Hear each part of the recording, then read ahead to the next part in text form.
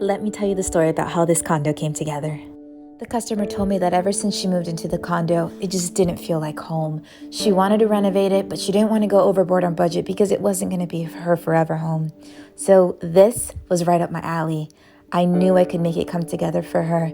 And more importantly, I wanted her to be able to step foot into this condo and it finally feel like home. I got to know her favorite color, the design style she gravitates to, but more importantly, I got to know her. It kicked off with these light fixtures that were on sale, because I mean, that is a deal right there. I also hand beaded a fixture for her to match some of the ones we had found. The main goal was to renovate the kitchen, not only to make it beautiful, but to make sure that all the plumbing was functioning accordingly. I've worked on a couple of home flips, so shopping thrifty without compromising quality should be my middle name, even though Karma actually is. Once I found some brand new cabinets at a steal, we were ready to kick off the project. Lord knows I love to take down walls, and in this condo, it was especially important to make best use of the space. The demo team got to work on removing those intrusive walls. Meanwhile, I worked on the design planning and material procurement.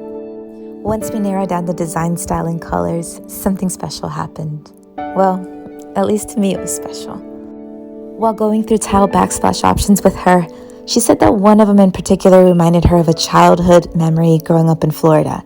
She said she saw one just like that and thought to herself that one day when she owned a place of her own, she wanted to have a tile like that.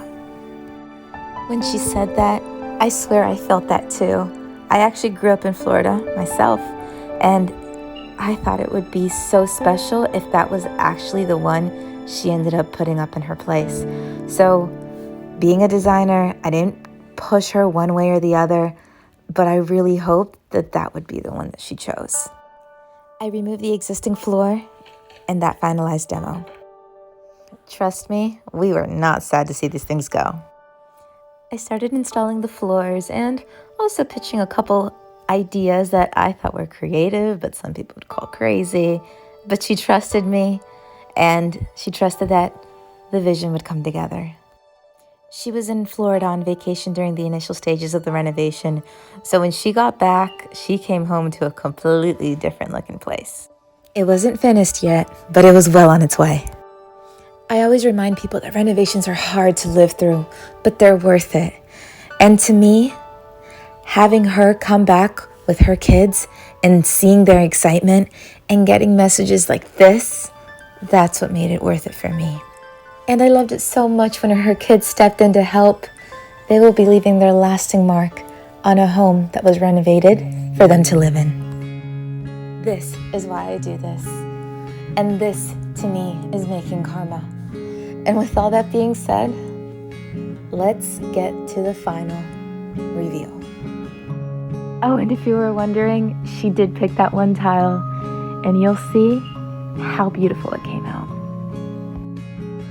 It's all in the details and the finishing touches, and I did it with her and her family in mind. And here it is. Her new home. We survived the renovation, we developed a friendship, and I hope to leave her with a place she's proud to call her home, and with a place where she can build and develop new memories. This is Nathaly from Making Karma. Thanks for watching. To follow day-to-day progress on my projects, follow my Instagram at Making Karma. Please like, comment, and subscribe to this channel if you want to see more videos like this.